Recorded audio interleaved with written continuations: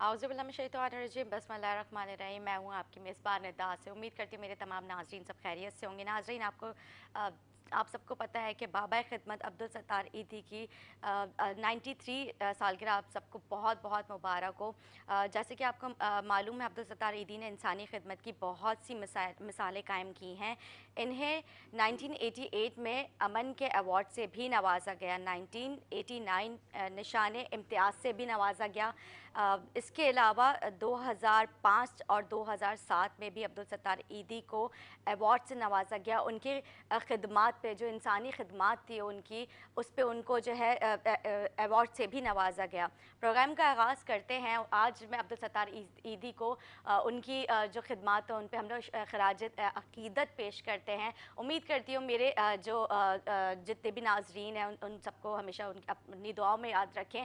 और अब्दुल सत्तार ईदी के जो साहबजादे फैसल ईदी, उनको जो है उनके शाना बशाना जो चल रहे थे, उनकी ही जो दीवी सारी जो उनकी वो देख रहे हैं कि उनके वालिद ने किस किस तरह से काम किया। अब्दुल सत्तार ईदी जो है दुनिया में उनका एक नाम है। उनकी जो है जिस तरह से वो काम कर रहे थे, खिदमत कर रहे थे इंसानी, तो उसी तरह उम्मीद करती हूँ कि फैसल ईदी भी जो है आगे आइंदा ये सारी खिदमत जो है इंसानी वो करते रहें। और प्रोग्राम का आगाज़ करते नाज़रीन, मैं आपको बताऊँ KUG के कराची प्रेस क्लब में कल इलेक्शन हुआ, जिसमें दी डेमोक्रेट्स ने जो है क्लीन स्वीप किया। उम्मीद करती हूँ जितने भी हमारे पैनल में मौजूद जैसे नबील अख्तर, हम्माद साहब और ये सब जितने भी लोग हैं, उन सबको मैं बहुत बहुत मुबारकबाद पेश करती हूँ। और उम्मीद करती हूँ कि जिस तरह से सहाफ़ियों के जो मसाइल हैं, जो उनके मसले मसाइल नज़र आते हैं, जिस तरह से जो भी उनके मामलात हैं, मैं चाहूँगी कि दी डेमोक्रेट्स जो उनके मसले मसाइलों को हल करें। जिस भी प्लेटफॉर्म पे वो खड़े हों, उनके साथ वो खड़े होकर उनको सपोर्ट करें। प्रोग्राम का आगाज़ करते हैं, एक ब्रेक के बाद हमारे साथ रहिएगा।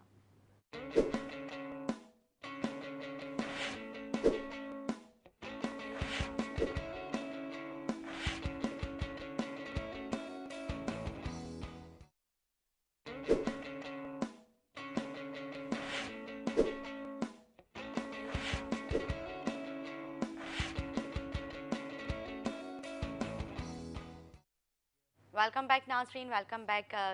प्रोग्राम का आगाज़ करते हैं। मेरे साथ मौजूद है। तालीम कितनी इम्पॉर्टेंट है और तालीम के साथ साथ अच्छी तालीम के साथ साथ जो है अच्छी नौकरी कितनी ज़रूरी है। जो हम तालीम हासिल करते हैं, हम चाहते हैं कि उसके मुताबिक हमें उसी तरह से जो है नौकरी भी मिले, क्योंकि हम इतने इतने पैसे, इतनी इन्वेस्टमेंट एक तरह से ये होती है अपनी, हम तालीम के ऊपर कर रहे होते हैं, और हम चाहते हैं कि उसका फल भी हमें जो हमारी इन्वेस्टमेंट है उसकी सूरत में ही हमें मिले। मतलब नौकरी हम कहीं कर रहे हैं तो उसी तरह की हमें जो है हमारी इनकम होनी चाहिए। तो आज हम इस पर बात करेंगे। मेरे साथ मौजूद हैं शाहिद बाबुल, जिन्होंने आला तालीम हासिल की। एक आम शहरी हैं और एक आम शहरी की ख्वाहिश होती है कि मैं जितना पढ़ूँ मुझे उसी के मुताबिक जो है नौकरी मिले। मैं आपको खुशामदीद कहूँगी आप मेरे प्रोग्राम में आए।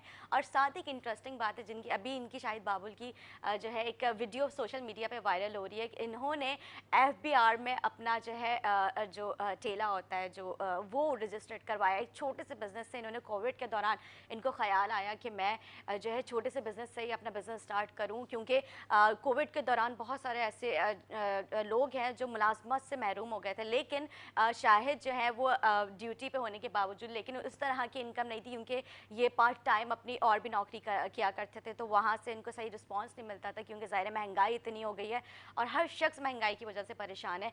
तो इनको ये ख्याल आया कि मैं जब मेरी वो पार्ट टाइम वाली नौकरी ख़त्म होने पे अब आ चुकी है, ऐसी सिचुएशन आ गई है, तो मैं ख़ुद उनको छोड़ के मैं जो है अपना कारोबार क्यों ना स्टार्ट करूँ। यही बात है शाहिद? वालेकुम बिल्कुल, जैसे अस्सलाम। आपने कहा कि जिस तरह हम अपने तालीम पर इन्वेस्टमेंट करते हैं, एक तरह का इन्वेस्टमेंट ही होता है।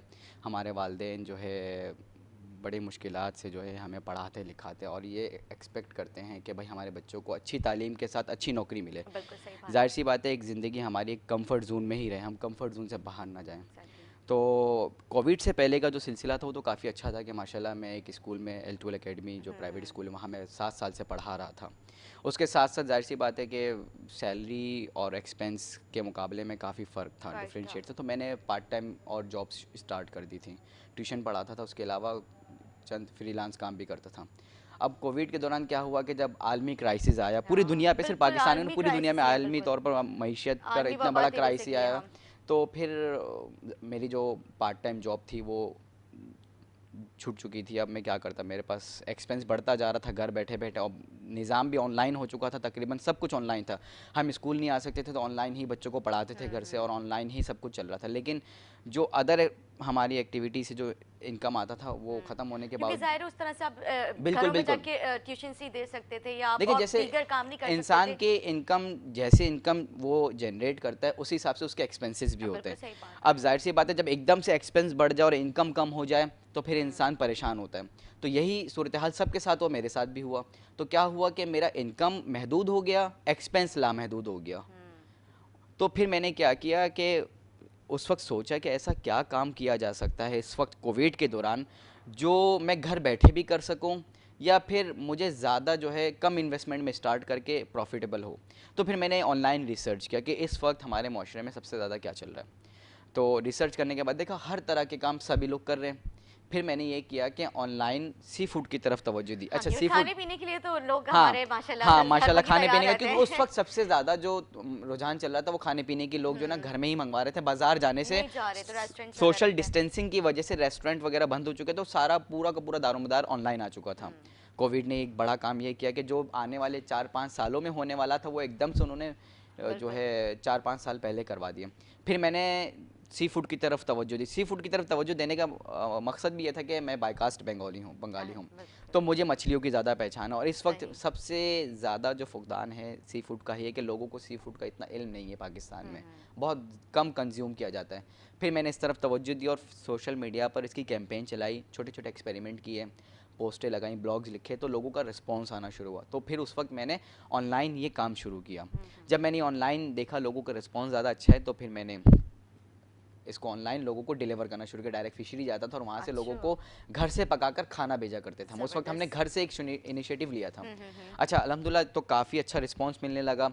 तो फिर आहिस्ता आहिस्ता क्या हुआ कि काम को इतनी पजीराई मिली कि फिर मुझे जो मेरी एक जॉब थी स्कूल की वो भी मुझे छोड़ना पड़ गया। अच्छा, मतलब इतनी अल्हम्दुलिल्लाह मसरूफियत हो इतनी गई मसरूफियात हो गई अल्हम्दुलिल्लाह। कि अल्हम्दुलिल्लाह अल्लाह ताला ने इस कम वक्त पे कोविड के दौरान मेरे बिज़नेस को इतना बड़ा कर दिया था कि मुझे अब जॉब की ज़रूरत नहीं थी। इवन कि मैंने अपने वालिद साहब को भी जॉब से छुड़वा दिया। अब बाप ज़बरदस्त। बेटे दोनों घर से ही जो है ना ये सर्विसेज लोगों को फराहम कर रहे थे। अच्छा, मैं आपकी बात यहाँ पे जी, इंटरप्ट करूँगी, कितने बहन भाई हैं आप? हम 4 बहन भाई हैं। अच्छा, और भी कोई जॉब वगैरह नहीं करते नहीं, हैं? सब छोटे हैं, काफ़ी अच्छा छोटे अच्छा हैं, अच्छा, वो तो मतलब यंगेस्ट ये हैं काफ़ी। आपने बड़े होने का जी अपने घर में जी जी, सबूत बिल्कुल दिया कि वालिद को भी छुटवा के अपने साथ बिल्कुल। इसी में अल्हम्दुलिल्लाह कि अल्लाह ताला की शुक्र तरफ है से ना। था कि जहाँ कोविड सबके लिए जहमत बन गई थी, वहाँ मेरे लिए रहमत रहमत बनकर। बनी, और ज़बरदस्त। इसी तरह क्योंकि ऑनलाइन टेक्नोलॉजी का भी शुरू से इस्तेमाल रहा और वक्त के हालात के साथ साथ चलना सीखा, तो इसी वजह से कभी परेशानी का सामना नहीं हुआ। फिर क्या हुआ कि जब कोविड का सिलसिला कम हुआ, फिर जाहिर सी बात है कितने देर तक हम ये इस क्राइसिस को झेल पाते। बाज़ारों को तो खुलना था, मईशत तबाह बर्बाद होती जा रही थी, क्योंकि हम दूसरे ममालिक की तरह तो नहीं कि हमारा जो है ना हुकूमत इतना स्ट्रॉन्ग है कि वो हमें घर बिठा के भी सर्वाइव करवा सके। और यहाँ पे वो निज़ाम भी है कि हम टैक्स नहीं देते। तो बाहर मुल्क यूरोप वगैरह में अगर आप देखें तो वहाँ पर अगर आप जॉब आपकी छूट जाती है तो गवर्नमेंट आपको बिठा कर खिलाती है, बिल्कुल। क्योंकि आप टैक्स पेयर होते हैं, हर चीज़ का टैक्स जाता है। यहाँ पे ये मसला है कि हमारे पास ख़जाना ही नहीं है, तो हम क्या करेंगे, हम वैसे ही क्राइसिस का शिकार है। फिर मैंने क्या किया कि जब बाज़ार खुल गया तो मैंने ठेला तैयार करवाया। मैंने कहा बजाय कि मैं लोगों के पास घरों में जाके सर्विस दूँ, एक ऐसा प्लेटफॉर्म हो कि लोग मेरे पास अब आए। फिर मैंने क्या कि घर के पास ही अपने दस्तगीर में मेरी रिहाइश है, वहाँ पर मेन रोड पर मैंने एक ठेला लगाया। सही। अच्छा, ठेला लगाने से पहले मैं काफ़ी गिल्टी फील कर रहा था, शर्मिंदगी महसूस हो रही थी कि अच्छा। हाँ, अब माशरे में वही वाली बात है ना कि एक एजुकेशन के ग्रेजुएट, हिसाब से हाँ, आपने ये एक चीज़ सोची। ग्रेजुएट बंदा मतलब ग्रेजुएशन करने के बाद अब मास्टर्स करने जाएगा तो वो ठेला लगाएगा, लोग क्या सोचेंगे। और वही बात है हमारे माशरे के अंदर, लोग क्या सोचेंगे, लोग क्या हाँ, कहेंगे। लोग क्या कहेंगे, तो फिर ये मैंने कहा बहुत कुछ सवालिया ऐसा निशान काम होता किया है, जाए बिल्कुल। कि माशरे को एक मिस्बत पैगाम भी पहुँचे और मुल्क को मैं कुछ एक अच्छा पिक्चर दुनिया को दिखा सकूं कि दुनिया में ना, और लोगों के जहन में भी हो कि काम कोई छोटा या बड़ा नहीं होता, शर्मिंदगी महसूस नहीं मेहनत करनी चाहिए। मेहनत तो मेहनत आपकी में है ही ना, अजमत है, और बिल्कुल। अजीम काम ही यही होता है कि आप मेहनत से ना घबराएं।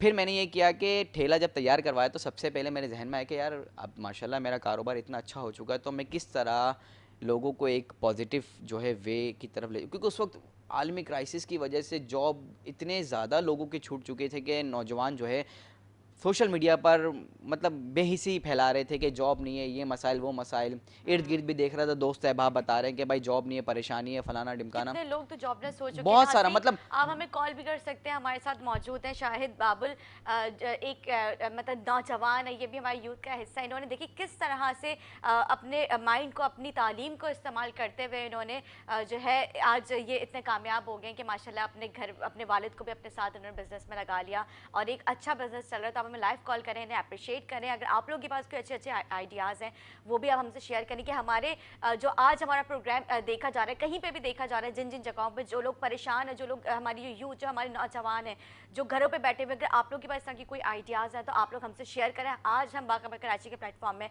उन सब मसाइल को हम हल करेंगे, मतलब हल क्या, मतलब आवाज़ उठाएंगे इसके ऊपर।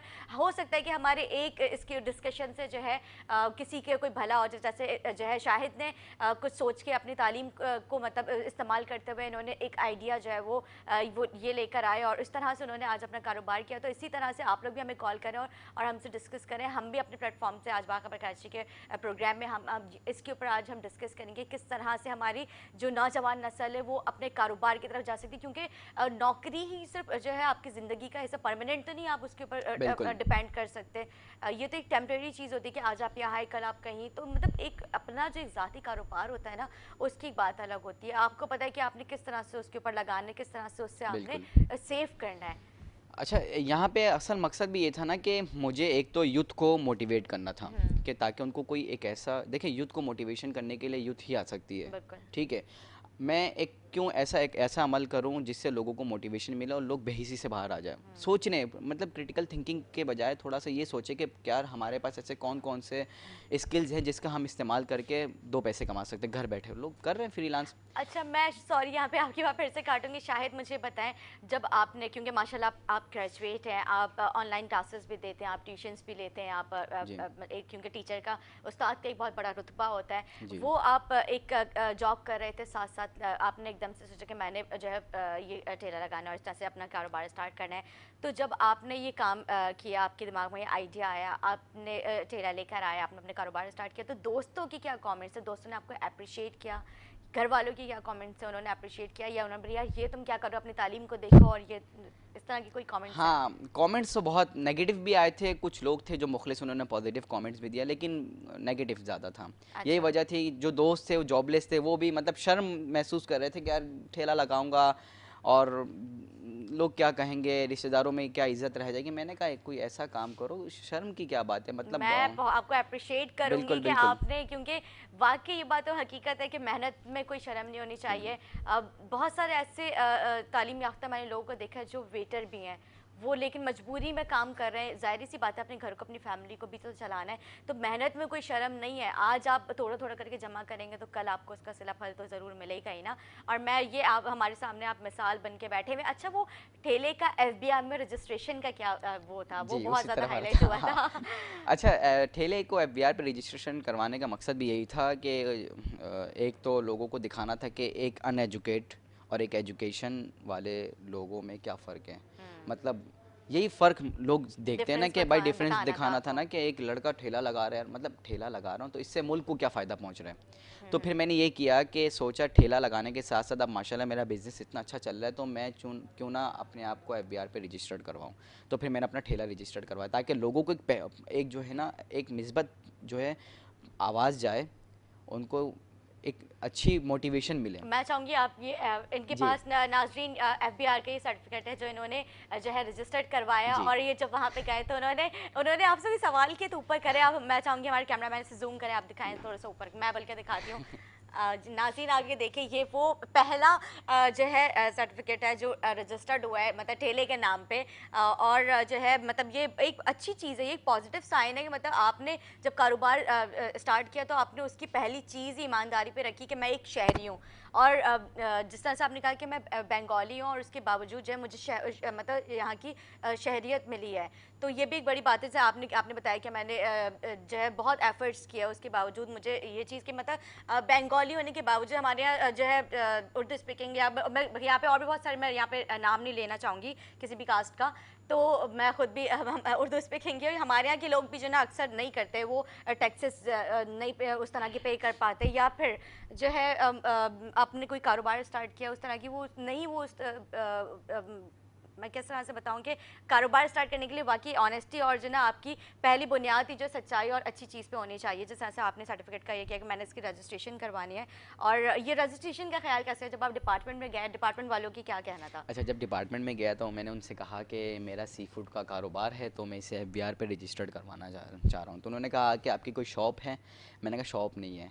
फिर आप किस तरह सर्विस देते हैं? मैंने कहा मैंने शुरू में ऑनलाइन घर से स्टार्ट किया था, अब मैंने बाकायदा एक ठेला बनवाया।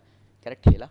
तो ठेला तो रजिस्टर्ड नहीं होता। मैंने कहा कोई तो हल होगा जो ठेला रजिस्टर्ड हो जाए। तो उन्होंने कहा देखें, आपके पास कोई एक फिक्स्ड प्लेस होना चाहिए जिसको हम रजिस्टर्ड करें, मतलब आपके पास कोई घर हो, ऑफिस हो, प्लॉट हो, जहां आपका दफ्तर हो, आप उस कंपनी को उसमें रजिस्टर्ड कराएं। तो मैंने कहा इसका कोई हल बताएं। उन्होंने सोच विचार करने के बाद उन्होंने कहा कि आप अपने घर का एड्रेस दे दें, तो घर में प्लॉट लिखवा दें और घर को ऑफिस रिप्रेजेंट करके आप अपना कंपनी रजिस्टर्ड करवा लें। तो मैंने कहा मैं ये चाहता हूँ कि इस वक्त हमारा मुल्क क्राइसिस का शिकार है, हमारे मुल्क के ख़जाने में बड़े मसले मसाइल है कि वो मुल्क नहीं, तो क्यों ना कि मैं खुद एक ठेले वाला होकर हुकूमत को टैक्स दे सकता हूँ।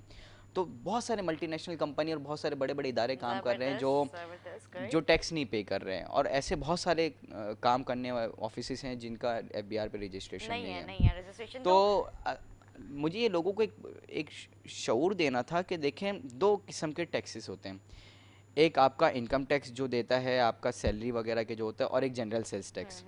अब लोग हमेशा शिकवा ये करते हैं कि भाई हम हर चीज़ में तो टैक्स देते हैं, चाय की पत्ती खरीदते उसके नीचे जीएसटी है, मेडिसिन लेते उसके नीचे जीएसटी। देखिए जनरल सेल्स टैक्स अलग चीज़ है और एक आपका इंडिविजुअल जो आपका इनकम टैक्स है वो अलग चीज़ है। तो लोगों को इस बात का शऊर नहीं है। जनरल सेल्स टैक्स से हमारी मुल्क की मईशत बेहतर नहीं हो सकती। वो क्या होती है कि जो मल्टीनेशनल कंपनी होती है वो रजिस्टर्ड होती है, तो वो अपने जो सालाना रेवेन्यू जनरेट करती है उसके टैक्सेस गवर्नमेंट को देती है। तो वो क्या करती है, वो टैक्स हमसे कंपनी वसूल करती है, वो डायरेक्टली हम गवर्नमेंट टू एक यो नहीं होते हैं, ठीक है। तो इसी चीज़ को वाज़े तौर पर एक पैगाम पहुंचाने के लिए कि देखिए जो इनकम टैक्स होता है उससे मुल्क की मईशत को फ़ायदा पहुंचता है। अगर हम इनफरादी तौर पर जो सालाना 6 लाख से ऊपर कमाता है, देखिए रजिस्टर्ड होना कोई बुरी बात नहीं है, मतलब ज़रूरी नहीं है कि आप एफबीआर पर रजिस्टर्ड होगा तो आपको टैक्स देना वाजिब हो जाएगा, नहीं। इसके कुछ स्लैब्स बने हुए हैं। स्लैब्स इस तरह बने हुए हैं कि अगर आपका सालाना इनकम 6 लाख से 8 लाख के दरमियान है, फिर आपके ऊपर कुछ परसेंटेज टैक्सेस लागू होते हैं जो आपको रिटर्न जमा कराना होता है, और अगर आपकी इनकम 6 लाख से कम है तो वो नील हो जाता है, फिर गवर्नमेंट आपसे कोई टैक्स नहीं लेती। तो इसीलिए ये जो शऊर है नौजवानों में और उन लोगों तक बात पहुंचानी थी। देखिए इनकम टैक्स में रजिस्टर्ड होने से बहुत सारे बेनिफिट्स हैं, आहिस्ता आहिस्ता इंशाल्लाह, देखिए एकदम नहीं होगा, जब आने वाले वक्तों पे हमारे मुल्क के हालात बेहतर हो जाए, देखिए उम्मीद पे तो दुनिया कायम है, तो कल को ये रिटर्न हमें मिलेगा। अब इससे क्या बेनिफिट हो गया कि आम शहरी देखें जब बैंक से पैसे निकलवाते 1 लाख रुपए, तो वो 600 रुपये 1 लाख रुपए में कटौती देते हैं, लेकिन मैं नहीं देता क्योंकि मैं फाइलर हूँ, तो मुझसे वो पैसे माफ़ हैं। इसके अलावा दीगर चीज़ों पे जो ख़रीदारी होती है, जैसे मैं बाइक ख़रीदता हूँ, कोई व्हीकल ख़रीदता हूँ, ये कार ख़रीदता हूँ, तो उसमें जो टैक्सेस होता है वो मेरे लिए कम है एज़ कम्पेयर टू कोई एक नॉन फाइलर है या जो एफबीआर पे रजिस्टर्ड नहीं है, वो 15-20 हज़ार देगा तो मैं उसके आधे से भी कम दूंगा। तो ये बेनिफिट लोग नहीं देखते, लोग ये देखते हैं कि हम तो हर चीज़ में टैक्स दे रहे हैं। भाई देखिए आप गवर्नमेंट को नहीं दे रहे हैं, आप जिस कंपनी का प्रोडक्ट ले रहे हैं वो कंपनी आपसे अपने टैक्सेस पूरे करने के लिए जीएसटी लगाती है, जो कि जनरल सेल्स टैक्स है। इस पैगाम को मुझे आगे पहुंचाना था ताकि जो लोग अभी फाइलर नहीं हैं, जिन्होंने कंपनी रजिस्टर्ड नहीं करवाए, वो कम से कम करवाए, उनको एक मोटिवेशन मिले ताकि मुल्क की मईशत को बेहतर कर सकें और हमारा मुल्क जो है अच्छे की तरफ। आहिस्ता एक करके आप ये मेरा फर्स्ट इनिशिएटिव था। तो जी जाहिर सी बात है, जी बेहतर की तरफ जाते हैं। अच्छा, जो आपका जो सी फूड का काम है उसमें आप कुक सी फूड आप लोग वहाँ पे सेल कर रहे हैं या फिर दो तरह के काम हैं, मतलब जो हम ठेले पे करते हैं वो फ्राई वाला है, और जो घरों पे डिलीवर करते हैं वो कच्ची मछली है। जो लोग ऑर्डर देते हैं, एक लिस्ट रोज़ाना के बुनियाद पे मैं अपडेट करता हूँ जो फिशरी मार्केट पे रोज़ाना जो फ्रेश मछलियाँ उतरती हैं उनकी एक पूरी फहरिस्त बनाता हूँ और अपडेट कर देता हूँ फेसबुक पर। और जो फ्राई वाला है उसमें लोग आते हैं, ख़रीदारी करते हैं, ऑनलाइन ऑर्डर देना चाहे ऑनलाइन देते हैं और फिर अच्छा, वहाँ वो पे कोई सिटिंग डिलीवर का कर भी देते कोई हैं। आपने सिस्टम किया हुआ है या? सिटिंग का इस वक्त अभी नहीं किया हुआ, इस वजह से कि कोविड की वजह से थोड़ा सा सोशल डिस्टेंसिंग का हमें ख्याल रखना पड़ा। मुमकिन है कि अभी अनकरीब शायद अगर कोविड का सिलसिला इंशाल्लाह कम हो जाए तो इंशाल्लाह फिर हम इंशाल्लाह। जो है प्रॉपर एक सिटिंग का भी डाइनिंग का सिस्टम रखेंगे। ठीक है। बहुत बहुत शुक्रिया शाहिद, जज़ाकल्लाह। हमारे साथ मौजूद थे। देखिए इसी तरह के नौजवान होते हैं जो हमारे लोगों को प्रमोट करते हैं, हमारे यूथ को प्रमोट करते हैं कि इनके माइंड में जो ख्याल आए उन्होंने अपनी तालीम का इस्तेमाल करते हुए किस तरह से जो है अपने कारोबार का स्टार्ट किया। और आज माशाल्लाह तकरीबन इनकी वीडियोस आए दिन ही वायरल हो रही होती हैं, हर टीवी शोज़ में ये बैठे हुए आए दिन नज़र आ रहे होते हैं। तो इसी तरह के मैं चाहती हूँ कि हमारे नौजवान जो को इस तरह की काम करें जो हमारे मुल्क के लिए भी फ़ायदेमंद हो और उनके अपने लिए भी फ़ायदेमंद और अपनी फैमिली के लिए भी वो फ़ायदेमंद रहे। एक ब्रेक लेंगे, मैं आपको शुक्रिया अदा करूँगी। ब्रेक के बाद हाजिर होंगे, हमारे साथ रहिएगा। Thank you.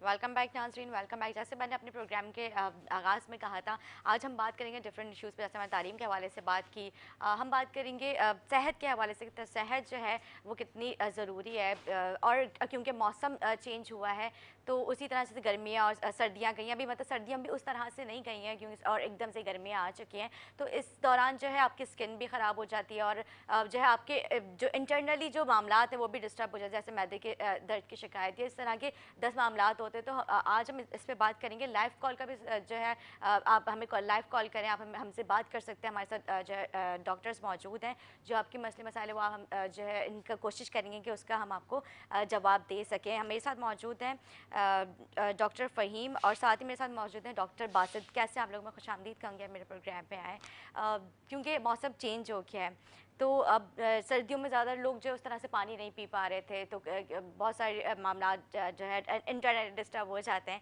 अब गर्मियाँ भी आ चुकी हैं तो वो एक जो होता है ना, एक अरसा के एक जिस्म को एक चीज़ की आदत नहीं होती है, या फिर खाना हम बाहर रख देते। सर्दियों के वो होता है कि हमने बाहर खाना रख दिया, ख़राब नहीं होगा। अब गर्मियाँ आ चुकी है तो उस तरह से हमने वही एक आदत बन जाती है उस दौरान। क्योंकि आप जिस तरह से मैं शो करती हूँ और मेरी बोलने की आदत है, मैं घर पे भी जाती हूँ उसी तरह से ज़्यादा बोल रही होती है, तो घर वाले बोलते हैं कि बस कर जाओ, शो नहीं कर रही हो। तो वो एक जो रूटीन में आपका होता है ना, वही आप कर देते हैं और फिर हम कुछ भी रखा होता है हम खा लेते हैं। तो इस तरह की मतलब मैदे की भी काफ़ी ज़्यादा शिकायतें आ रही हैं कि बहुत ज़्यादा मैदे में दर्द है, हैज़ा हो जाता है। तो ये क्या वजूहत होती है, क्यों इस तरह से होता है? बेसिकली कॉन्टेमिनेटेड कोई गंदा पानी पीने से होता है, या कुछ ऐसा खा लें जिसमें मक्खियाँ ज़्यादा बैठी हों, गंदा कर दिया उन्होंने खाने को। तो बेसिकली हैज़ा एक अलग प्रॉब्लम है। और मैदे की जो शिकायत है वो ज़्यादातर जो इन्वॉल्व करती है चीज़ों को, वो आपके गलत डाइटरी हैबिट से करती है। खाने पीने में आप लापरवाही जो करते हैं, मसलन वक्त पे आप मील नहीं लेते, खाने में आप मुरगन, तेज़ मिर्च मसाले वाली चीज़ों का इस्तेमाल करते हैं, आप डाइट्स को स्किप करते हैं, तो उसमें ज़्यादातर मैदा आपका सफ़र करता है। तो बिल्कुल ट्रीटेबल है, लेकिन थोड़ा सा लाइफस्टाइल आपको चेंज करना पड़ता है उसमें। और बाकी तो कोई ऐसा कोई प्रॉब्लम नहीं है। लेकिन पानी का इस्तेमाल जो है वो आपकी बॉडी में एक बहुत वाइटल रोल अदा करता है। सर्दियों में मोस्टली लोगों को ये प्रॉब्लम होती है, बार बार यूरिन के लिए वॉशरूम नहीं जाते, तो इस वजह से पानी का कम इस्तेमाल करते हैं। गर्मियों में कंपनसेट इस वजह से हो जाता है पानी का इस्तेमाल कि आपको पसीना भी आ रहा होता है, आप एक्टिविटी भी कर रहे होते हैं, तो पानी का इस्तेमाल वैसे ही बढ़ जाता है गर्मियों में। तो कम से कम 10 से 12 ग्लास आपकी जिस्म की रिक्वायरमेंट होती है पानी की डेली, जो आप पिएँ, और उससे फिर आप ये कि मुख्तलिफ बीमारियों से बच सकते हैं ना। बिल्कुल ठीक कह रहे हैं आप, क्योंकि शुगर के भी आपको पता है केसेस काफ़ी ज़्यादा आने लगे। मेरी नानी को भी बहुत ज़्यादा शुगर है उनको। अच्छा, वो उस तरह से उनको भूख नहीं लग पाती है, वो उस तरह से नहीं मतलब खाना खा पाती हैं, और उनकी मतलब बॉडी में भी काफ़ी पेन रहता है। तो ये मतलब ज़्यादा शुगर होने की वजह से होता है, ये क्या? देखें, डायबिटिक पेशेंट का बेसिकली थोड़ा सा हमारा ये एक प्रॉब्लम ये है कि हमारे पास ना काउंसलिंग नहीं होती। जब पेशेंट को कोई बीमारी हो जाती है ना, तो उसको बताया नहीं जाता कि अब आपको इस बीमारी के साथ रहना है और आपको अपनी लाइफस्टाइल में मॉडिफिकेशन क्या क्या करनी होंगी। डायबिटिक पेशेंट में बेसिकली लाइफस्टाइल मॉडिफिकेशन का बहुत अहम रोल होता है। अब किसी को शुगर हो जाती है तो बेचारा सबसे पहले इस चीज़ से घबरा जाता है कि मैं कुछ खा पी नहीं सकता। सबसे पहले तो उसके मेंटली तौर पे एक ये चीज़ में आ जाती है कि कोई भी चीज़ खाने की देखता है वो बोलता है कि मैं इसको खाऊंगा तो मेरी शुगर बढ़ शुगर ना जाएगी। बढ़ जाए, और अब ज़्यादातर मीठे से ही वो गुरेज हाँ, कर रहे होते हैं। मीठे का रोल है, बिल्कुल है। शुगर का पेशेंट मीठे इस्तेमाल नहीं कर सकता, लेकिन बहुत सारी चीज़ें और भी हैं जो आप डेली इस्तेमाल में करते हैं और उससे शुगर बढ़ती है, जिसमें आप फ्राइड चीज़ों का ज़्यादा इस्तेमाल जो होता है वो शुगर को बढ़ाता है। अच्छा। बिल्कुल, चाय में जो आप चीनी लेते हैं उससे आपकी शुगर बढ़ती है, बाकी स्ट्रेस से भी शुगर बढ़ती है, बहुत सारी इसके रीजंस होते हैं। लेकिन लाइफस्टाइल मॉडिफिकेशन का बहुत अहम रोल है। जब भी किसी को शुगर डायग्नोस होती है तो सबसे पहले डॉक्टर के पास उनको कंसल्ट करें, अपनी लाइफस्टाइल मॉडिफिकेशन के बारे में डिस्कस करें कि आप अपनी अब डाइट में क्या क्या चीज़ों को स्किप करें, क्या क्या चीज़ों का इस्तेमाल कम करें और क्या क्या चीज़ें आप ज़्यादा इस्तेमाल करें। बेसिकली शुगर के पेशेंट्स की डाइट थोड़ी सी रिस्ट्रिक्टेड इस वजह से हो जाती है कि वो चीज़ें जिसमें कार्बोहाइड्रेट की मिकदार ज़्यादा होती है या मिठास ज़्यादा होती है वो सही तरीके से मेटाबोलाइज नहीं होती, यानी आपके जिसम मैदे के अंदर उसका सही तरीके से टूट नहीं रही होती, इंसुलिन फिर सही तरीके से बन नहीं रही होती। तो आप उन चीज़ों का कम से कम इस्तेमाल करेंगे तो आपके लबे के ऊपर कम वज़न पड़ता है, लोड पड़ता है, जिसकी वजह से ये होता है कि आपकी शुगर बॉडी के अंदर मैनेज रहती है। सही। तो अच्छा, शुगर के ज़्यादा पेशेंट्स को शुगर फिर एक और भी प्रॉब्लम होती है, मल्टीपल कॉम्प्लिकेशंस हो जाती हैं जब पुरानी शुगर हो जाती है, जिसमें उनको नसों की कमज़ोरी भी हो जाती है। कुछ की जब शुगर बढ़ी हुई होती है पेशेंट्स की, उनके पैर सुन्न होते हैं, उनको पता ही नहीं चलता, चप्पलें पहनी हुई होती हैं, गिर रहे होते हैं, कोऑर्डिनेशन टूट जाती है, सही तरीके से खड़े नहीं हो सकते, जिस्म में पट्ठों में खिंचाव हो रहा होता है। ज़्यादा शुगर कंट्रोल ना होने की वजह से होता है।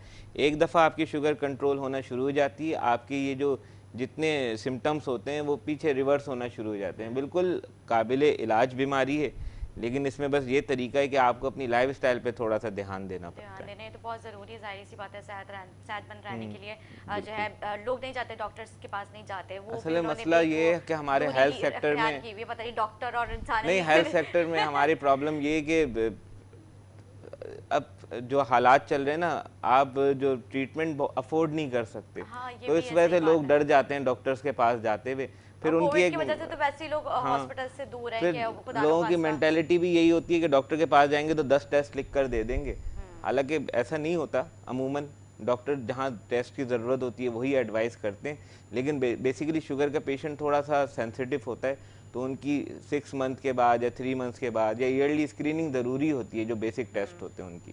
बिल्कुल ठीक है। अच्छा, नॉर्मल शुगर कितनी होनी चाहिए? 110 से 120 के दरमियान आपकी निहार मुंह की शुगर होनी चाहिए, और खाने के 3 घंटे बाद की आपकी शुगर 160 से 180 के दरमियान होनी चाहिए।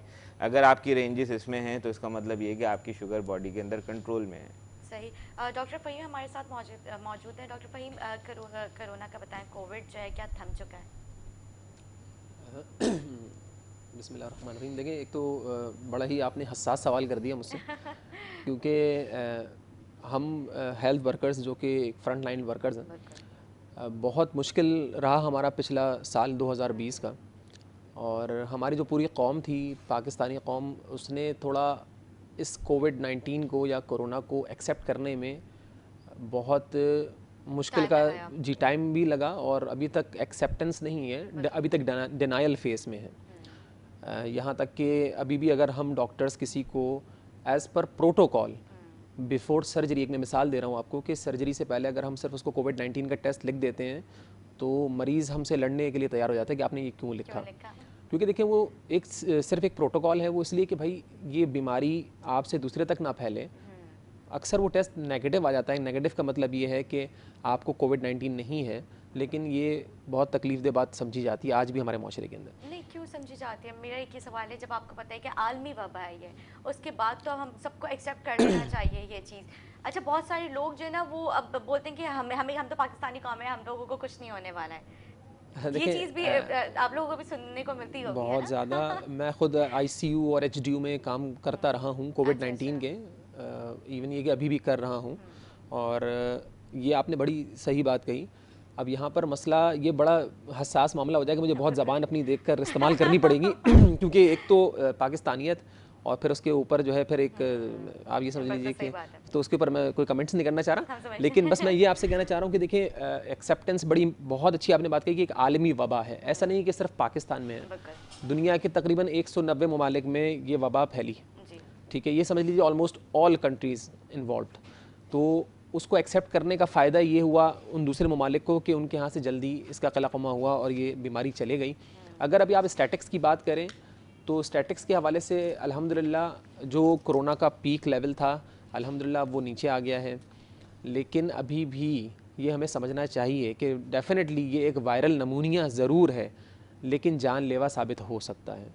तो वही वह सारी बातें जो कि सोशल डिस्टेंसिंग और सैनिटाइज़र्स का यूज़ और ये सारी चीज़ें ये अभी भी करें। वैक्सीन आ गई है अल्हम्दुलिल्लाह, अभी हेल्थ वर्कर्स को लगाई जा रही हैं वैक्सीन्स। मैंने खुद भी वैक्सीनेशन कराई, आज आपके सामने बैठा हुआ हूँ, वैक्सीन कराए हुए तकरीबन 1 हफ़्ता हो गया अल्हम्दुलिल्लाह, कोई साइड इफ़ेक्ट नहीं है इसका। मैं लोगों से बस यही गुजारिश करूँगा कि जब इंशाअल्लाह ये हमारे मुल्क में हर आम इंसान को ये लगने लगे तो प्लीज़ इसको लगाएं। जैसा कि आप जानती हैं कि पैदाइशी जो टीके लगते हैं बच्चों को, हिफाजती टीके, उनके कितने फ़ायदे हैं, वो कितनी सारी बीमारियों को कवर करते हैं। जी हाँ, उसमें पोलियो, हेपेटाइटिस, इसके अलावा रोटा वायरस आजकल इंक्लूड कर दिया गया है सिंध गवर्नमेंट के शेड्यूल के अंदर। EPI शेड्यूल जो होता है, rota virus is the most common cause of, मतलब आप ये समझ लीजिए कि सबसे ज़्यादा जानलेवा जो दस्तों की बीमारी होती है उससे बचाता है रोटा वायरस। ये ओरल वैक्सीन है, मुंह के ज़रिए पिलाया जाता है। ये 3,500 रुपये की वैक्सीन थी जो कि सिंध गवर्नमेंट फ्री में प्रोवाइड कर रही है। अच्छा। तो मैं तो बहुत ज़्यादा वैक्सीन के रोटावायरस। जी रोटा वायरस की मिसाल दे रहा हूँ, लेकिन मैं आपसे ये कहूँगा कि जो कोविड-19 की वैक्सीन जब इंशाल्लाह आम इंसान की दस्तरस में होगी तो काइंडली इसको सही बात है, लगवाएं। बिल्कुल। ये एक मेरी रिक्वेस्ट है पूरी कौम से आज इस प्लेटफॉर्म से कि आप लोग ज़रूर लगवाएं, इसके कोई साइड इफेक्ट नहीं। देखें, किसी भी वैक्सीन के कोई ना कोई साइड इफेक्ट हो सकते हैं किसी भी शख्स में। इसका मतलब ये नहीं कि अगर 1 लाख लोगों को लगी उनमें से एक शख्स मर गया या खुदा न खास्ता मरा नहीं,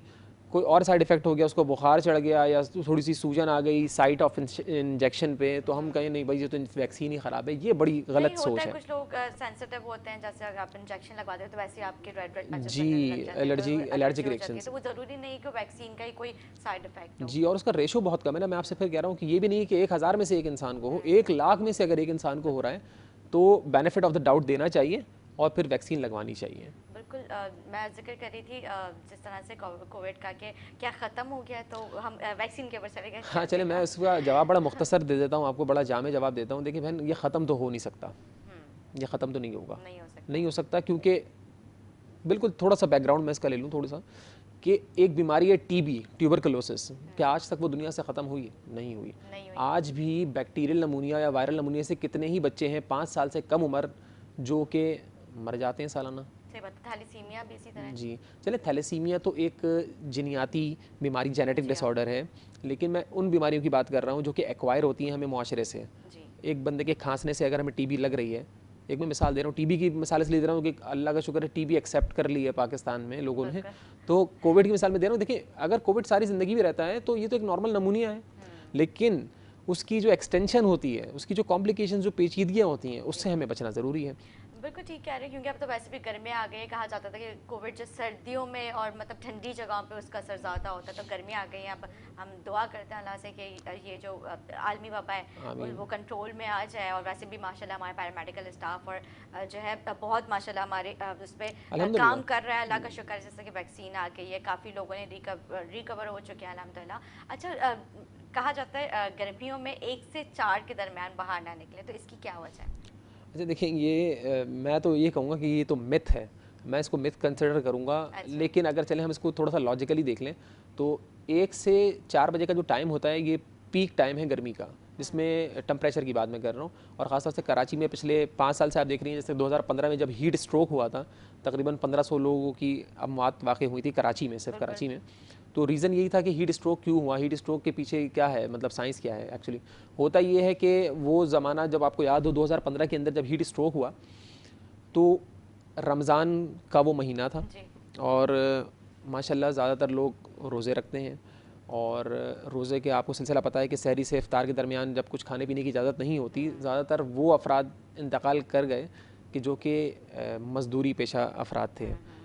और उसमें मामला ये था कि फ़र्ज़ कर लीजिए कि जब एक बंदा रोज़ा रखा हुआ है और वो तेज़ गर्मी में मेहनत कर रहा है तो उसका पसीना तो निकल रहा है और सिर्फ पसीने के अंदर पानी नहीं होता, पानी के साथ नमकियात भी होती हैं। अब नमकियात और पानी उसके जिस्म से निकलता जा रहा है और उसको वो रिप्लेस नहीं कर रहा।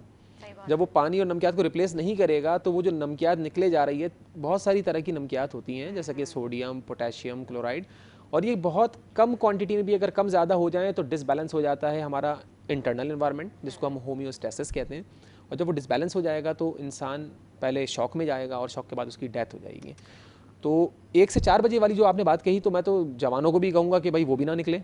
हमारे यहाँ रिवाज नहीं है अम्ब्रेला लेने का, सन ग्लासेस पहनने का, सन ब्लॉक लगाने का, ये चीज़ें ज़रूरी हैं। मैं कॉस्मेटिकली नहीं कह रहा, ये गर्मी से बचने के लिए बड़ी ज़रूरी है। बिल्कुल, क्योंकि अब तो वैसे भी 2 महीने बाद रमज़ान बिल्कुल आ रहे हैं, तो बिल्कुल उसके लिए मैं चाहूँगी कि आप लोग बताएं कि किस तरह से अपनी हिफाजत की जा सकती है। रमज़ान में फिर वही बात है कि इस दफ़ा फिर अप्रैल में रमज़ान आएगा, बहुत शदीद गर्मी तो गर्मियाँ तो होंगी। उसकी तैयारी यही है कि आपका जो इफ़्तार से लेकर सहरी तक का टाइम पीरियड है, उसमें ज़्यादा से ज़्यादा पानी पिया जाए। और मेरा तो मशवरा ये होता है कि आप चीनी, नींबू, नमक का पानी पिएँ सहरी में। जी। मतलब इफ़्तार से इफ्तार के दौरान लेकर और सहरी तक चीनी, नींबू, नमक का पानी हम इसलिए कहते हैं, जैसे आप ORS का आपने नाम सुना होगा, ओरल रिहाइड्रेटेड सॉल्ट जो होता है, उसकी कॉम्पोजिशन में भी वही तकरीबन चीज़ें शामिल होती हैं, चीनी, नींबू और नमक। और उसमें ये पोटेशियम, सोडियम क्लोराइड, वो सारी नमकियात शामिल होती हैं कि जिनकी वजह से किसी भी जिस्म को स्टेबिलिटी देने में या बैलेंस रखने में बहुत मदद हासिल होती है। तो उसका सबसे बड़ा फ़ायदा ये है कि जब आप ये चीनी, नींबू, नमक का पानी पिएंगे तो आपको डिहाइड्रेशन यानी पानी की कमी नहीं होगी और आप गर्मी से लड़ सकेंगे।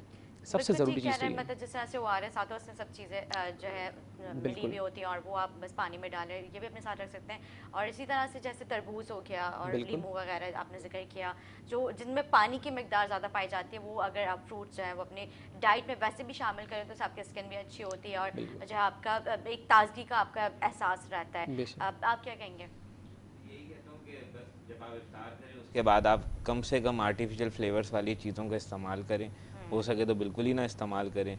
इफ्तार में आप शिकंजीन का इस्तेमाल कर सकते हैं, नेचुरली बनाई हुई चीज़ है ये, जो इन्होंने डॉक्टर फहीम ने हाँ, एक तरीके से वो समझे ORS के फॉर्मेट जैसी ही चीज़ होती है, लेकिन उसमें लीमू की मिकदार और पानी की मिकदार ज़्यादा होती है, तो वो आपकी डिहाइड्रेशन को दूर करती है।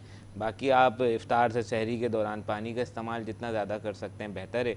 और कोशिश करें रोज़े के दौरान आप कम से कम बाहर निकलें। अगर आपका ऑफिस वर्क है तो अच्छी बात है, आप इफ़्तार से थोड़ी देर पहले ही घर की तरफ रवाना हो तो ज़्यादा अच्छा। उस टाइम तक 5 बजे के बाद अमूमन सूरज की वो तपिश भी कम हो जाती है और मौसम भी थोड़ा बेहतर होना शुरू हो जाता है। 2 से 5 बजे के दरमियान के टाइम आप कोशिश करें कि शेडी प्लेस में रहें, जहाँ पे धूप का ज़्यादा एक्सपोजर आपको ना हो। और कोई ऐसा मसला नहीं है, इंशाल्लाह रखेंगे सब रोज़े, कोई ऐसा मसला नहीं है। अच्छा डॉक्टर भाई, आप जिस तरह से आप देखते हैं कि जो ऑफिस से घर पे आते हैं रोज़े के दौरान और शदीद गर्मियाँ होती हैं और उसके बाद जो है आते के साथ फ़ौरन मतलब वॉशरूम चले जाए नहाने के लिए, शावर लेने के लिए, तो ये कितना नुकसानदेह?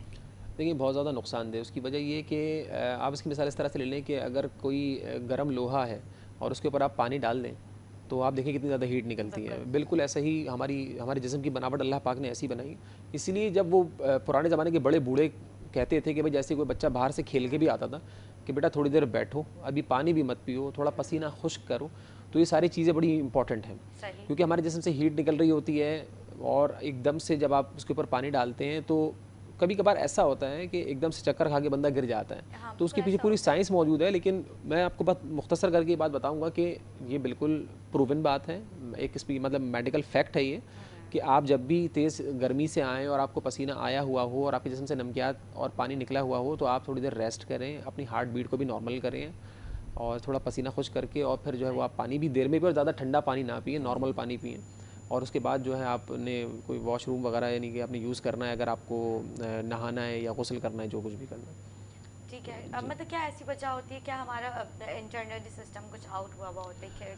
देखिए जिसकी वजह से मतलब मौत भी हो सकती है नहाते ही, या कि हमारे ब्रेन हैमरेज भी हो जाता है। बिल्कुल बिल्कुल सही बात है। मैं आपको ये बात कह रहा हूँ कि क्योंकि हमारा टेम्परेचर जो है ना वो बहुत हाई होता है। जब हम गर्मी से आते हैं हमारा टेम्परेचर काफ़ी हाई होता है। हमारा जो नॉर्मल टेम्परेचर है, बॉडी टेम्परेचर, वो 37 डिग्री सेंटीग्रेड होता है, जिसको हमारा जिस्म मेंटेन करता है। लेकिन जब बाहर से आते हैं, फ़र्ज़ कर लीजिए हमारा 37 डिग्री सेंटीग्रेड का टेम्परेचर हमारा है और हम बाहर से आए हैं, बाहर 44-43 डिग्री सेंटीग्रेड चल रहा है, तो हमारा टेम्परेचर बढ़ जाता है। अब आप तेज़ टेम्परेचर के अंदर आप जब पानी से नहाएंगे तो वो किसी भी तरह रिएक्ट कर सकता है आपकी बॉडी के ऊपर। ठीक कह रहे हैं। अच्छा, बहुत सारे लोग ना थोड़ा सा भी पेन होता है मेडिसिन खाना शुरू कर देते हैं, सर में दर्द हो रहा है मेडिसिन खा लें, बॉडी पेन हो रहा है मेडिसिन ले लें, डिप्रेशन हो रहा है उसकी भी, नींद की भी, तो ये कितने नुकसान थे? बहुत ही मतलब आपने इम्पोर्टेंट सवाल की, मुझे तो खुशी हुई इस बात की कि आपने ये सवाल मुझसे किया। देखिए मसला ये है कि ये जो क्वेश्चन है ना, मैं समझता हूँ कि आज का सबसे बड़ा क्वेश्चन है और हमारे माशरे के अंदर गुर्दे ख़राब होने की सबसे बड़ी वजह यही है। जैसे आम तौर पे हम कहते हैं एनसेड इंड्यूस्ड नेफ्रोपैथी, जिसमें एनसेड्स वो गोलियां हैं जो कि पेन किलर्स हैं, उनको हम एनसेड्स कहते हैं। जैसे जो कि मशहूर ज़बाना आपने नाम सुना होगा, वॉरेन की गोली हो गई, हर शख्स खा रहा होता है वॉरेन या डाइक्लो। बिल्कुल। एक हमारे साथ लाइव कॉलर भी है। अस्सलाम वालेकुम। जी वालेकुम अस्सलाम मैम, अच्छा शो है, इससे मालूमात में भी इजाफा होता है।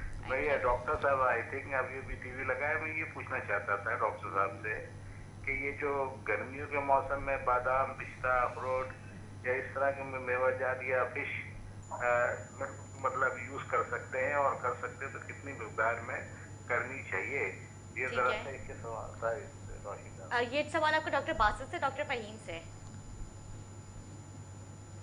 थैंक यू सो ड्रॉप हो मच गई कॉल शायद। करने के लिए। लाइन ड्रॉप हो चुकी है। जी। चले आप में से कोई भी इसका आंसर कर दे। सही, मैं दे देता हूँ उसका आंसर।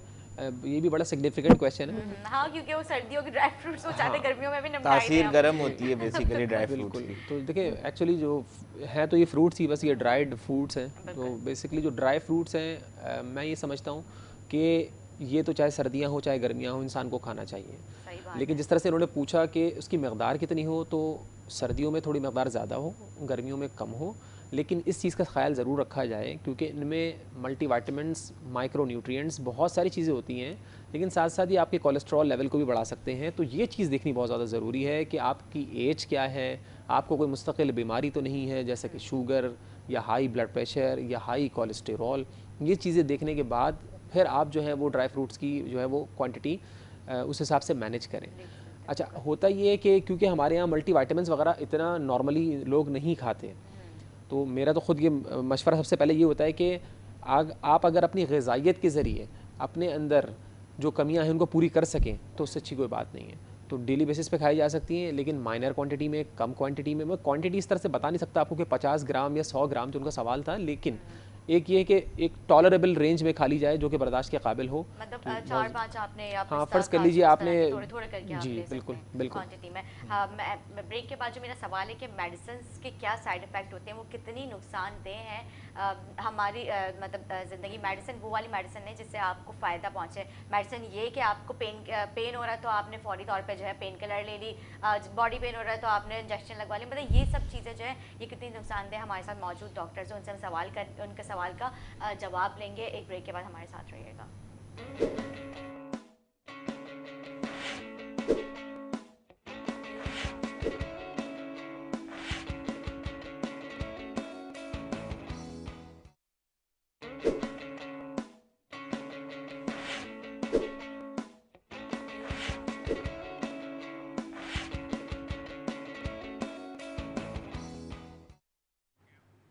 वेलकम बैक नाज़रीन, वेलकम बैक। मेरा जो सवाल था, मैं चाहूँगी कि मैं उसी सवाल की तरफ दोबारा से आऊँ। पेन किलर्स हमारे इंसानी जिस्म के लिए कितने नुकसानदेह बिला वजह लेने पे? अच्छा देखिए, इस सवाल को मैंने अभी, हमारा इससे पहले डिस्ट्रप्शन हो गई थी थोड़ी, हम किसी और तरफ चले गए थे, डाइवर्जन हो गई थी हमारी, तो उस सवाल को हम दोबारा से इसको इधर हाईलाइट कर लेते हैं। पेन किलर्स के बारे में जिनको मैंने कहा था कि एनसेड्स कहा जाता है, एनसेड्स या पेन किलर्स जो होते हैं वो इतने ज़्यादा नुकसानदेह हैं हमारे लिए कि गुर्दों को ख़राब करने में सबसे बड़ा रोल इनका है। अच्छा। और अगर हम इसके पीछे मज़ीद बैकग्राउंड में आ जाए, एक तो सेल्फ़ मेडिकेशन, यानी इंसान ख़ुद से खा रहा है, 2 पैनाडोल खा ली, साथ में एक मतलब 2 पैरासीटामोल खा ली, साथ में एक आइबोप्रोफिन जिसमें ब्रुफिन कहते हैं, ब्रुफिन के नाम से मशहूर है, ब्रुफिन खा ली। अब वो मुस्तकिल खा रहे हैं। अब वो पेन के रीज़न को आइडेंटिफाई नहीं कर रहे किस वजह से पेन है। कभी कभार ऐसा भी होता है कि पेन किलर से पेन सही नहीं होता, उसके लिए हमें कोई और दवा देनी पड़ती है। अब आम इंसान को ये बात नहीं पता, आज ये शायद हैरान हो रहे होंगे लोग कि ये कैसे हो सकता है, डॉक्टर फ़हीम कह रहे हैं कि पेन किलर से पेन ख़त्म नहीं होता बल्कि किसी और दवा से फिर पेन ख़त्म करना पड़ता है। ये एक टेक्निकल पॉइंट है जो कि एज अ डॉक्टर मैं बड़ी ज़िम्मेदारी से आपको बता रहा हूँ। तो पेन किलर ही सिर्फ इलाज नहीं है पेन का, उससे बेहतर दवाएं मौजूद हैं, लेकिन वो उस वक्त दी जाएंगी जब एक मुस्तनद डॉक्टर को आप दिखाएंगे और वो वजह पहले मालूम करेगा कि इस दर्द के पीछे वजह क्या है। जिसकी मिसाल मैं यूँ दूँ कि फ़र्ज़ कर लीजिए कि हमारे पास एक शुगर का मरीज़ है, वो कहता है कि जनाब मुझे 11 साल से शुगर है और अब मेरी टांगों के अंदर बहुत शदीद दर्द है, टांगों में या पैर के तलवों में मेरे बहुत शदीद दर्द है और मेरा दर्द ख़त्म ही नहीं हो रहा और मैंने सारी दवाएँ दर्द की खा ली हैं। उसके बाद वो एक मुस्तनद डॉक्टर के पास जाता है और वो उनकी इन नसों की तकलीफ़ के लिए एक कैप्सूल लिखते हैं और वो बंदा 5 दिन बाद आकर डॉक्टर को जब दोबारा दिखाता है तो बड़ा खुश होता है और बड़ा अप्रिशिएट करता है, बड़ा सराहता है डॉक्टर को कि डॉक्टर साहब आपने जो मुझे कैप्सूल लिखा, अब वो मैं दिन में 1 बार खा रहा हूँ, लेकिन मैंने इतनी सारी दर्द की दवाइयाँ छोड़ दी। तो अब अगर मज़ीद इसके बैकग्राउंड में हम जाएं तो वो ये है कि जब एक मुस्तनद डॉक्टर के पास आप नहीं जाएंगे, एक क्वैक के पास जाएंगे, क्वैक जिसको हम कहते हैं कि जो कि एक इंसान जो कि डॉक्टर नहीं है और एज अ डॉक्टर वो काम कर रहा है, जो फेक डॉक्टर आप कह लें, बिल्कुल सही बात, फेक डॉक्टर जिसे हमारी लैंग्वेज में क्वैक कहा जाता है। तो उसको तो जब यही नहीं पता कि एक गोली का काम क्या है और उसके साइड इफ़ेक्ट्स क्या हैं, वो गुर्दों पे असर करेगी, जिगर पे असर करेगी और कहाँ कहाँ असर करेगी, मैदे पे असर करेगी, तो वो तो बस लिखता जाएगा बगैर देखे। सही बात है, बिल्कुल। और एक आम इंसान को ये नहीं पता होता कि कौन मुस्तनद डॉक्टर है और कौन मुस्तनद डॉक्टर नहीं है। तो यहाँ पर आपके प्लेटफॉर्म से मैं एक बात ये भी कहना चाहता हूँ कि अगर आप किसी डॉक्टर के पास जाते हैं अपने मोहल्ले में भी, हॉस्पिटल्स में तो आमतौर पे मुस्तनद डॉक्टर्स मिल जाते हैं, लेकिन अगर आप अपने मोहल्ले में किसी छोटे से क्लिनिक में जाते हैं तो आपका ये हक है, इसमें बुरा मानने वाली बात नहीं है डॉक्टर को, ये आपका हक है कि आप डॉक्टर से पूछें कि डॉक्टर साहब आप मुझे अपना Pakistan medical and dental council number बताएं। बल्कि अब तो पाकिस्तान मेडिकल काउंसिल PMC हो गई है, PMC ही है चला रही है, पाकिस्तान मेडिकल काउंसिल हो गई है पिछले साल से। तो वो नंबर आप मुझे बताइए। मैं आपको अपने प्लेटफॉर्म पे बताता हूँ, मेरा नंबर है 61324S, ये मुझे याद है, डॉक्टर बासित को भी अपना याद होगा। ये हम इसलिए याद रखते हैं कि हमारी आइडेंटिफिकेशन है, ये हमारा लाइसेंस टू प्रैक्टिस है। तो ये पूछने का हक है। अगर मुझसे कोई पढ़ा लिखा मरीज़ या अच्छा मरीज़ जो समझदार हो मुझसे पूछेगा तो मैं तो बिल्कुल बुरा नहीं मानूंगा, मुझे तो बड़ा अच्छा लगेगा कि शुक्र है भाई इसको इतना सेंस है कि ये जानना चाहता है कि मैं जिस डॉक्टर को दिखा रहा हूँ वो मुस्तनद है भी या नहीं। तो ये सबसे इंपॉर्टेंट सवाल है। बिल्कुल, वेबसाइट पे आप जाके इस पे बिल्कुल, लॉगिन अभी होंगे, आप हमारी रजिस्ट्रेशन नंबर डालेंगे तो हमारी डिटेल आ जाएगी, पूरी डिटेल आ जैसे जाएगी। मेरा 59773- ऐसे जिनके ये सब डॉक्टर्स रजिस्टर्ड होते हैं, हम लोग वहाँ से। अच्छा अच्छा। जी, ये वेबसाइट के थ्रू हम रजिस्टर्ड होते हैं। इस्लामाबाद में ये एक इदारा है जो कि बड़ा अच्छा काम कर रहा है, सारे पाकिस्तान के सारे डॉक्टर्स इसके अंडर केयर हैं, पाकिस्तान मेडिकल काउंसिल के अंडर केयर है, और इसकी रजिस्ट्रेशन हमें करानी पड़ती है, हम बार बार इसकी रजिस्ट्रेशन रिन्यू करवाते हैं हर 5 साल बाद। तो मैं इस प्लेटफॉर्म से बार बार ये बात कहना चाह रहा हूँ कि मुस्तनद डॉक्टर्स को प्लीज़ दिखाइए, ये बहुत ज़रूरी बिल्कुल, ये है। आपके बहुत ही अहम सवाल है। तो जिस तरह से आप बता रहे हैं कि मुस्तनद डॉक्टर के पास जाके आप चेक कर सकते हैं, तो एक जो ज़ाहिर बात है आपने इतनी वही बात है कि आपने एक आला तालीम हासिल की है, आपने अपना इतना टाइम दिया, प्रैक्टिस की, उसके बाद जो आज आपको ये मुकाम मिला है। और इस तरह के जो फेक डॉक्टर्स गली मोहल्लों में बैठ जाते हैं, क्लिनिक्स खोल लेते हैं, इस तरह से कितने लोगों की जानें भी गई हैं जो अताई डॉक्टर्स हैं। वो जो है आप लोगों का जो डिपार्टमेंट है, क्यों नहीं इनके खिलाफ ग्रैंड ऑपरेशन कर रहे हैं? फिर से क्यों खोल के बैठ जाते हैं? कुछ किए भी हैं लेकिन फिर से उनको इजाज़त मिल जाती है। देखिए, हेल्थ केयर कमीशन अब जो बना है माशाल्लाह बहुत अच्छा काम कर रहा है, under care of Sindh government. और आपको पता होगा एक बच्ची का जिसका इंतकाल हुआ था, नशवा, अगर आपको याद हो, उस हॉस्पिटल का मैं नाम नहीं लेना चाहता यहाँ पर, लेकिन उस बच्ची के साथ हुआ ये था कि एक नमकियात का एक इंजेक्शन आता है जिसे हम KCL कहते हैं, पोटेशियम क्लोराइड, वो उसको बहुत तेज़ी से लगा दिया गया था। वो इंजेक्शन बच्चों को तो बहुत ही स्लो लगता है, बहुत ही आहिस्ता लगता है, तकरीबन समझ लीजिए 4 से 5 घंटों में, और बड़ों को भी वो काफ़ी देर में लगाया जाता है, मतलब कभी भी वो इस तरह से स्ट्रेट तेज़ी से नहीं लगाया जाता।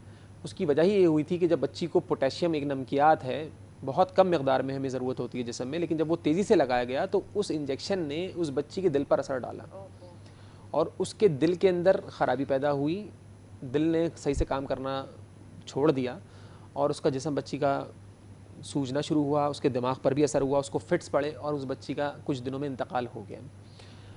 अब पॉइंट ये था और पॉइंट ये है कि अगर उस हॉस्पिटल ने एक मुस्तनद नर्स को रखा हुआ होता तो ये गलती नहीं होती।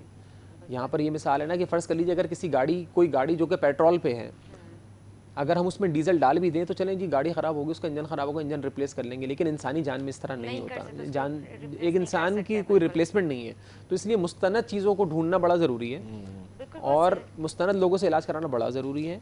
हेल्थ केयर कमीशन बनी है, अल्हम्दुलिल्लाह आप रजिस्टर्ड करवा रहे हैं मुख्तलिफ़ क्लिनिक्स को भी, हॉस्पिटल्स को भी, और अच्छा इक़दाम है उनका ये मेरे हिसाब से।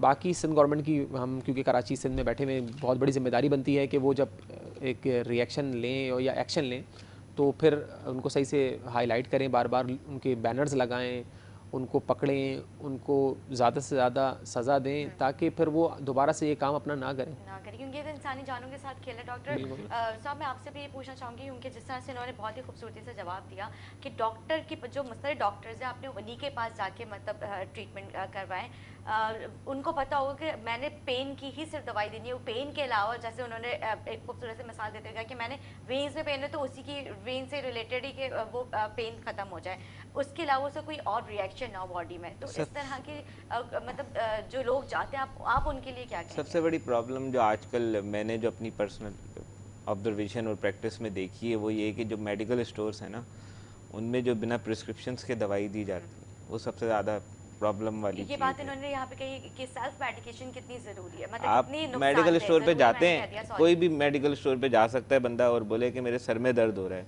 तो मेडिकल स्टोर वाला हेल्प ही कर रहा है, लेकिन वो हेल्प जो है वो पेशेंट के लिए नुकसानदेह।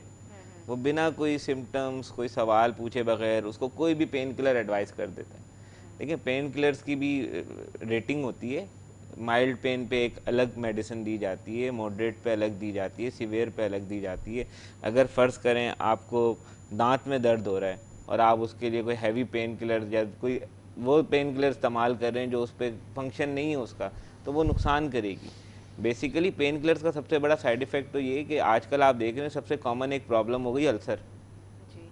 तो अल्सर ज़्यादा उन्हीं को ही होता है जो पेन किलर ज़्यादा इस्तेमाल और करते हैं। मैदे का जो मैदा आपका कमज़ोर हो जाता है, आपका मैदा फिर किसी चीज़ को एक्सेप्ट ही नहीं कर रहा होता। पेन किलर्स एक मखसूस टाइम तक काम करती है, उसके बाद दोबारा से अर्ज होती है उसकी, क्योंकि हर मेडिसिन का एक टाइम इफ़ेक्ट होता है, वो उस टाइम तक काम करती है। उसके बाद जब तक आप उस बीमारी की कॉज को ख़त्म नहीं करेंगे ना, पेन जा ही नहीं सकता। डॉक्टर साहब की बात को मैं ऐड करूँगा, बिल्कुल उन्होंने सही बात की है कि सबसे पहले तो उस बीमारी की रूट को ख़त्म करें आप। जब रूट ख़त्म होगी तो पेन किलर की नीड ही नहीं होगी आपको। और पेन किलर कोई ट्रीटमेंट नहीं है, पेन किलर तो समझिए एक तरीके से आप पेन को एक सबसाइड कर रहे हैं, रिलीफ कर रहे हैं पेशेंट को, लेकिन वो ट्रीटमेंट नहीं है, वो एक सपोर्ट है। तो बाकी मेडिकल स्टोर्स को भी थोड़ा सा इसमें ऑब्जर्व करना चाहिए, गवर्नमेंट को भी देखना चाहिए इस चीज़ को कि बिना प्रिस्क्रिप्शंस के जो मेडिसिन देते हैं वो पेशेंट की एक अपनी साइको होती है, बोलता है यार अब मैं जाऊँगा डॉक्टर के पास, 1 घंटा डॉक्टर के पास बैठूंगा लाइन में, फिर मेरा नंबर आएगा, फिर डॉक्टर मुझसे सवालात पूछेगा, मेरा इससे अच्छा मैं मेडिकल स्टोर से जाके 2 मिनट में पेन किलर की कोई भी ले लूँ और अपनी तकलीफ़ को दूर कर दूँ। सही। ये थोड़ा सा इसमें है सिनेरियो एक। बिल्कुल। अच्छा डॉक्टर भाई, मैं आपसे सवाल करूँ कि कितने टाइम में अपना पूरा चेकअप कराना चाहिए? बिल्कुल, देखिए इसमें ये है कि इसके ऊपर भी हम ये कहेंगे कि ये भी एज डिपेंडेंट है। फ़र्ज़ कर लीजिए एक छोटा बच्चा है जिसको किसी किस्म की कोई अलामात नहीं है, तो हम तो उसको कभी भी एडवाइस नहीं करेंगे कि भाई अपने बच्चे को लेकर आएँ, हम उसकी अम्मा को बोलें कि आप आएँ हर 6 महीने बाद बच्चे को ज़रूर दिखाएं, ऐसा तो नहीं है। हाँ, लेकिन ठीक है, अगर बहुत छोटा बच्चा है, फ़र्ज़ कर लीजिए कि एक न्यू बॉर्न है, न्यू नेट जिसे हम कहते हैं, जो 1 महीने का बच्चा होता है, उसको अगर वैक्सीनेशन की नीड है, मतलब उसको वैक्सीनेशन उसकी शेड्यूल हुई है, फिर तो अम्मा ने उसको वैक्सीनेशन सेंटर पे लेकर आना ही है वैक्सीन्स लगवाने के लिए। इसके अलावा अगर कोई अलामात नहीं है तो हम बच्चों को हम कभी भी एडवाइस नहीं करेंगे, हम कहेंगे बस ठीक है। लेकिन हाँ जी, अगर एक बंदा जो कि 40 ईयर्स ऑफ एज का हो गया, जिसको हम कंसिडर करते हैं, अब थ्रेशोल्ड हमारा 40 ईयर्स है कि हम कहते हैं हाँ जी 40 ईयर्स के बाद आपको अपना एनुअल चेकअप तो कराना चाहिए। और अगर कोई आपके वालिदैन में से जिसको कोई कोमॉर्बिड, मतलब कोमॉर्बिड का मतलब होता है कोई शुगर की मरीज़ हैं आपकी वालदा या वालिद, या ये कह लीजिए ब्लड प्रेशर के या कोलेस्ट्रॉल उनका हाई रहता है, तो फिर 1 ईयर को हम 6 मंथ्स पे ले आते हैं। और फिर इस एज 40 को भी हम 35 कर देते हैं कि भाई 35 ईयर्स पे आप अपना 6 मंथ्स पे चेकअप कराते रहें, अपना ब्लड शुगर लेवल, अपना ब्लड कोलेस्ट्रॉल लेवल, अपना वेट, अपनी सारी चीज़ें। और अगर वो सिगरेट स्मोकर है तो हम उनको बोलेंगे आप स्मोकिंग मत करें, क्योंकि आपको पहले से एक रिस्क फैक्टर मौजूद है, आपको फैमिलियल ये एक प्रॉब्लम है जो कि आपको मज़ीद प्रॉब्लम करवा सकती है। तो ये चीज़ें हमारी बड़ी इंपॉर्टेंट होती हैं। इस तरह से हम एज फैक्टर को इस तरह से आइडेंटिफाई करते हैं। सही। जाते जाते हम हमारे नाज़रीन को क्या मैसेज देना चाहेंगे? देखिए बस ये इतना सा मैसेज है मेरा, जो कि मैंने पहले भी कहा इस प्रोग्राम में, कि जब भी डॉक्टर को दिखाएं तो एक मुस्तनद डॉक्टर को दिखाएं। उसका तरीक़ा मैंने आपको बता दिया कि आप उससे उसका PMDC या PMC नंबर पूछें, ये आपका पूरा पूरा हक़ है। दूसरी बात ये कि सेल्फ़ मेडिकेशन प्लीज़ मत करें, ख़ुद से दवाइयाँ मत खाएं। ओवर द काउंटर यूज़ जब होता है दवाइयों का तो उनका साइड इफ़ेक्ट बहुत बुरा होता है। फिर डायलिसिस और दूसरे मसले मसाइल लोगों उसमें पढ़ना नहीं चाहते। और बस तीसरी और आखिरी बात ये कि अल्लाह पाक ने डॉक्टर्स को मसीहा बनाया है। कोशिश यही होती है हर डॉक्टर की कि वो मुखलिस हो के ईमानदारी के साथ हर मरीज़ का इलाज करें और ख़ुद से कोई नुकसान ना पहुँचाए किसी भी मरीज़ को। और अल्लाह के बाद डॉक्टर पर ट्रस्ट करना सीखें। बिल्कुल, थैंक यू सबसे सो मच इम्पोर्टेंट डॉक्टर बात फ़हीम। डॉक्टर बासत आप क्या कहेंगे? Thank you. बस मैं यही कहूँगा कि सेल्फ़ मेडिकेशन, बिल्कुल डॉक्टर फ़हीम की बात को ऐड करूँगा। कोई भी आपको इशू होता है, कोई भी आप पे सिम्टम्स आते हैं, तो खुदारा आप खुद से डॉक्टर ना बने, ना मेडिकल स्टोर पे आप जाके खुद से अपनी ट्रीटमेंट स्टार्ट करें। आप काइंडली उस बंदे से कंसल्ट करें जिसको उस बीमारी के बारे में इल्म है और जो बेहतर इलाज कर सकता हो। कोई भी बीमारी शुरू के वक्त तो इतनी ज़्यादा हावी नहीं होती, लेकिन अगर आप उस पर इग्नोरेंस करेंगे तो वो फिर आपके लिए लाइफ थ्रेटनिंग हो जाती है, जानलेवा साबित हो जाती है। तो आप किसी भी सिम्टम्स को इग्नोर ना करें, आप डॉक्टर को कंसल्ट करें। इंशाल्लाह बिल्कुल आपको कोई प्रॉब्लम ही नहीं होगी, आप बिल्कुल ठीक हो जाएंगे। Thank you. ठीक है, thank you so much doctor Basat, Thank doctor you. Faheem, आपका you. ये बहुत बहुत शुक्रिया मैं अदा करूँगी। आपने अपने कीमती वक्त में से वक्त दिया, क्योंकि आज संडे ज़्यादातर लोग चाहते हैं अपनी हाँ, फैमिली के बिल्कुल। साथ हम टाइम गुजारें, लेकिन आज हमने आपको यहाँ पे बुला लिया। नाज़रीन, मैं अभी बस एंड में यही कहना चाहूँगी कि क्योंकि मौसम गर्मा की तरफ हम आ चुके हैं, तो ज़्यादा से ज़्यादा पानी का इंटेक रखें आप लोग। इस तरह की चीज़ें जैसे फ्रूट्स वगैरह जिनमें पानी की मकदार ज़्यादा पाई जाती है, जैसे तरबूज हो गया, लीमू, खरबूजा, अंगूर, इस टाइप के जो आप फ्रूट्स हैं उनका ज़्यादा से ज़्यादा जो है इस्तेमाल रखिए, क्योंकि वो आपके जिस्म में जो है ताजगी का एक एहसास पैदा करती है और आपके जिस्म का जो दर्जा हरारत उसको जो है कम रखती है। इसी के साथ अपनी मेज़बान निदा आसिफ को दे इजाज़त। दुआ में याद रखें, फीडबैक देना ना भूलें, क्योंकि आपकी फ़ीडबैक की मैं बहुत मुंतज़िर रहती हूँ। मुझे और मेरी टीम को अपनी दुआ में याद रखें। अल्लाह हाफ़िज़।